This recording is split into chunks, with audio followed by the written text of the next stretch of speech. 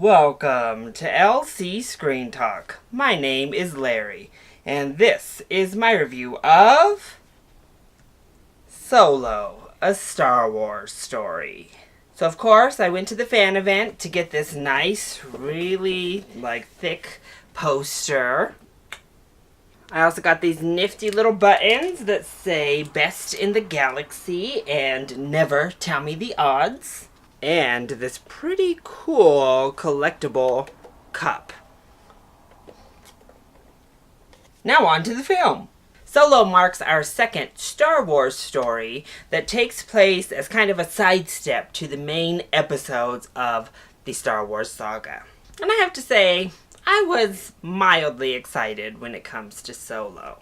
I wasn't hankering for a Han Solo origin story. Han Solo himself is obviously a fan favorite, but not necessarily one of my favorites. I actually prefer Chewbacca in many ways. But I thought the trailers looked charming enough. I liked pretty much everything, except for one key part, and that was Solo himself. So ultimately, how did the film end up? So I think it is a solid, fun adventure. So let's go ahead and talk about the positives. First of all, I do think Ron Howard did a very good job directing this film. It is beautifully directed, actually.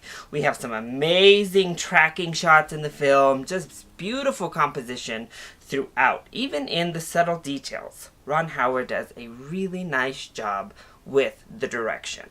And the visual effects are stunning. I think I spotted maybe one wonky kind of effect, but everything was pretty fantastic. It all looked gorgeous. The cinematography was gorgeous, and the sets were gorgeous. I also loved that we had a lot of these beasts and these creatures as practical effects, and they looked fantastic.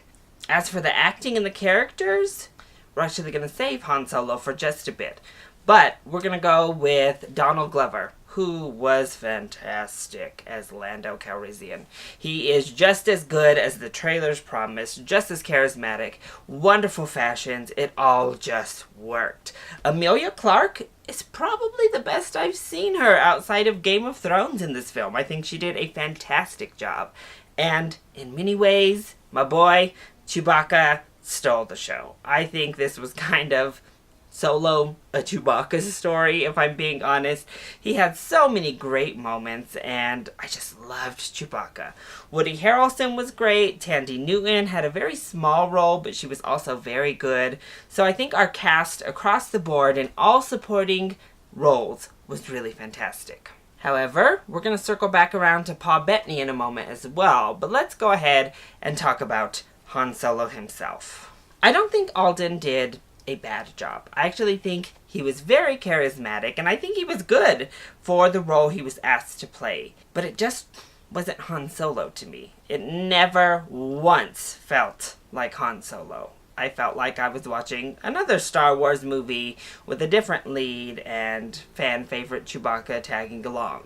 And honestly, that was a major problem with the trailers I had, and it wasn't a distracting problem, because once I just accepted that I was never going to get the Han Solo I loved and I was hoping for, I just kind of took this as a one-off, a la Rogue One type of Star Wars film where I wasn't familiar with any of the characters other than Chewbacca. So he never disappeared into the role. It never felt like Han Solo as our lead. But the lead we did get was still a good, charismatic, fun performance.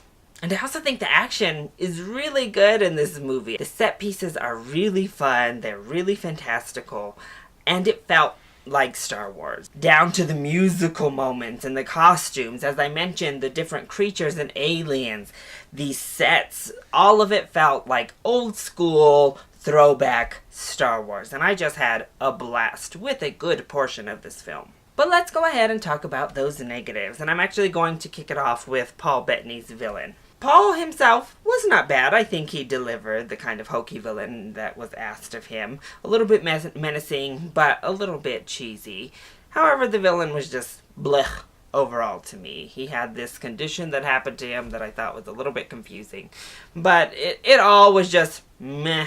I could take it or leave it if we're being honest. And that kind of happens with the entire film, if I'm being honest. That's the problem with these midquels and prequels and all of that business. They have moments that it's like, oh, are they going to escape? Are they going to make it? And you're like, of course they're going to make it. It's Chewbacca and Han Solo. We know where they go after this movie is over. So why even have this scene with Chewbacca hanging out the side of a ship? Because it literally holds no weight. And there are a lot of those sequences in the film of, oh, are they going to make it? Oh, and you're just like, okay. I'm on for the ride because the visuals and the action itself is fun, but let's not pretend there are high stakes here. There's also a character at the beginning who starts off as our pilot that I just found annoying, and he looked not so great, but thankfully he's in the movie as long as Tandy Newton is, so he also has a small role, but I found him very annoying. There is a female robot that kind of really is on that edge. She has some really fun moments, and then she has some, okay, this is getting a bit much type of moments as well. And then there's a cameo. A cameo that takes place at the end of the film that is going to confuse casual Star Wars fans. You're going to need a certain level of knowledge outside of the Star Wars film to understand. Otherwise, it throws the timeline wrench in here. So specifically, you'll have to have watched Clone Wars or Rebels or read some of the material. Unfortunately, I haven't done any of those things. I just have seen clips and know of this character's continuing arc past the conclusion to his story in the main films.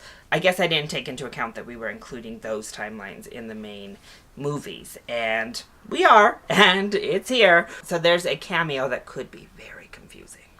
But ultimately, this is a fun little Star Wars flavored snack. There's not much substance. It's not going to keep you full. It's not a whole meal. But it does cure the craving you've had. It gives you all the Star Wars-isms that you could hope for. It feels Star Wars. It tastes like Star Wars. And it's a well-crafted film that provides a good time. But there's nothing beyond that. There's nothing deeper. There's not much more meaning, if I'm being honest. And ultimately, no, you didn't have to have that snack. But I think if you enjoy this genre and you enjoy the Star Wars films, you'll be happy that you had it. So, I give Solo a full price ticket. If you're a Star Wars fan, I think you will have a good time with this. And it is a well-crafted, good space adventure. So if that sounds like a fun time to you, go ahead and give this a full price ticket. So that is my review of Solo, a Star Wars story. I hope you enjoyed it. If you did, go ahead and click like down below and subscribe to the channel so you are always up to date on our latest videos. Also, join in on the discussion. Are you excited to see Solo, a Star Wars story? Or have you already seen it? If you have, let me know your thoughts in the comment section down below or hit me up on Twitter. I love you all so much for your continued support. Mwah! Thank you for watching, and I'll see you next time. Bye!